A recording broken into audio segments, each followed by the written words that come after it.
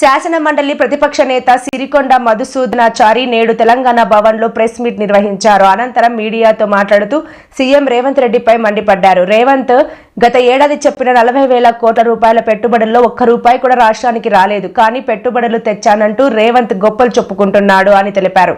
కాంగ్రెస్ ఇచ్చిన హామీలపై ప్రజలు నిలదీస్తుంటే సమాధానం చెప్పుకోలేక డైవర్షన్ డ్రామాలు రేవంత్ చేస్తున్నాడు అని తెలిపారు. ముఖ్యమంత్రి రేవంత్ రెడ్డి గారు దావోస్ పర్యటన తదనంతరం చేస్తున్నటువంటి వ్యాఖ్యానాలను చూస్తుంటే ఆయన మాటలు, ఆయన వ్యవహార శైలి ఈపాటి ముఖ్యమంత్రి ఇండియాలో లేదన్నట్టుగా ఆయన వ్యవహార శైలి ఉన్నది. రాష్ట్ర ప్రభుత్వాన్ని నడిపేటువంటి క్రమంలో అభివృద్ధిని కాంక్షించేటువంటి ఏ ప్రభుత్వం అయినా చాలా ఎంఓయూలు చేసుకుంటుంది. అందులో చేసుకున్నటువంటి ఎంఓయూలన్నీ కూడా అమల్లోకి వచ్చినటువంటి దాఖలా గతంలో లేదు, ఈరోజు కూడా ఉండదు. 1,82,000 కోట్లు ఎంఓయూలు చేసుకోవడమే పెట్టుబడులు తరలి వచ్చినట్టుగా ఆయన భ్రమిస్తూ ఉన్నాడు. అయితే ఈ సందర్భంగా ఈ ఎంఓయూల విషయంలో చంద్రబాబు నాయుడు గారు ఆంధ్రప్రదేశ్ సమైక్య ఆంధ్రప్రదేశ్కు ఈరోజు ఆంధ్రప్రదేశ్ రాష్ట్రానికి ముఖ్యమంత్రిగా కొనసాగినటువంటి వ్యక్తి, అనేక సందర్భాల్లో అనేక ఎంఓయూలు చేసుకున్నటువంటి వ్యక్తి.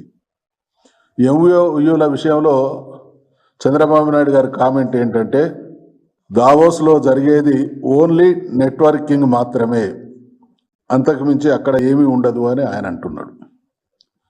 ఇక ఈరోజు ముఖ్యమంత్రి రేవంత్ రెడ్డి గారి డిప్యూటీ సీఎం గారైనటువంటి బట్టి విక్రమార్క గారు వారంటున్నటువంటి మాట ఏంటంటే, ఎంఓయూలు అన్నీ ఎక్స్ప్రెషన్ ఆఫ్ ఇంట్రెస్ట్ మాత్రమే అని అంటా ఉన్నారు.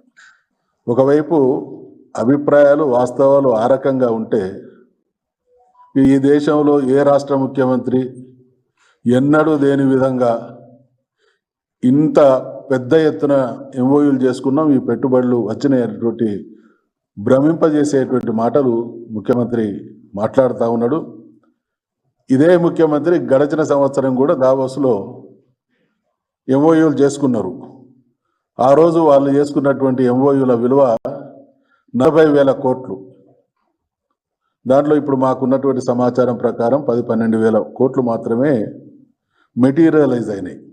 ఇదొక భాగం అయితే, ఇందులో ఇంకొక గొప్ప కోణం ఏంటంటే, మొన్న అక్కడ ఎంఓయూలు చేసుకున్నటువంటి వాళ్ళల్లో మనకు సంబంధించినటువంటి వాళ్ళు రామ్కీ కావచ్చు, మేఘా కావచ్చు ఇటువంటి సంస్థలన్నీ కూడా ఇక్కడికి సంబంధించినవి.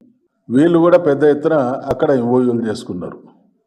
అంటే ఫిగర్ ఎక్స్పోజ్ చేయడానికి మాత్రమే తప్ప ఇది రేవంత్ రెడ్డి గారు నేను గొప్పగా కార్యక్రమాలు చేస్తున్నా అనేటువంటి దాన్ని నమ్మించడం కోసం ఈ రకంగా చేస్తూ ఉన్నాడు. అసలు జరుగుతున్నది ఏంది? ఆంధ్ర రాష్ట్రంలో వారు ముఖ్యమంత్రి అయి తెలంగాణలో కాంగ్రెస్ ప్రభుత్వం ఏర్పడి 13 మాసాలు గడిచిపోయినాయి. వాళ్ళు గతంలో ఇచ్చినటువంటి హామీలు, కాంగ్రెస్ పార్టీ అంటే నిన్న మొన్న వచ్చినటువంటి రాజకీయ పార్టీ కాదు, ప్రభుత్వాలు కూడా ఆ పార్టీకి కొత్త కాదు. దేశానికి స్వాతంత్రం వచ్చినటువంటి అనంతరం ఈ దేశాన్ని అత్యధిక రాష్ట్రాలు అత్యధిక కాలం పాలించింది కాంగ్రెస్ పార్టీ.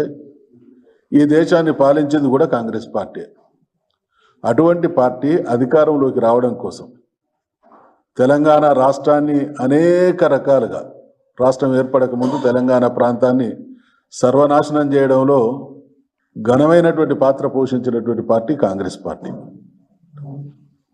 తెలంగాణ సర్వనాశనం చేస్తే, తెలంగాణ అనలేని పరిస్థితులు తీసుకొస్తే, తెలంగాణ రాష్ట్ర ఏర్పాటు కోసం ఒక పార్టీని స్థాపించి 14 సంవత్సరాలు పోరాటం చేసి తెలంగాణ రాష్ట్రాన్ని సాధించి 10 సంవత్సరాలు యావత్ దేశం ఔరా అనేటువంటి పాలన అందించినటువంటి కేసీఆర్ గారి నుండి అధికారాన్ని చేజిక్కించుకోవడం కోసం వాళ్ళు ఇచ్చినటువంటి హామీలు అన్నీ ఇన్ని కాదు. 100 రోజుల్లో ఇస్తామన్నటువంటి హామీలు ఉన్నాయి. మొత్తం మీద వెరసి అన్ని కలిపి 420 హామీలు ఉన్నాయి. ఇవన్నీ ఈ సంవత్సర కాలంలో ముఖ్యమంత్రి పదవి ప్రమాణ స్వీకారం చేసిన మరుక్షణమే అమలు చేస్తామన్న హామీలు ఉన్నాయి. 100 రోజులలో అమలు చేస్తామన్నటువంటి హామీలు ఉన్నాయి, 5 సంవత్సరాల కాలంలో అమలు చేస్తామన్నటువంటి హామీలు ఉన్నాయి.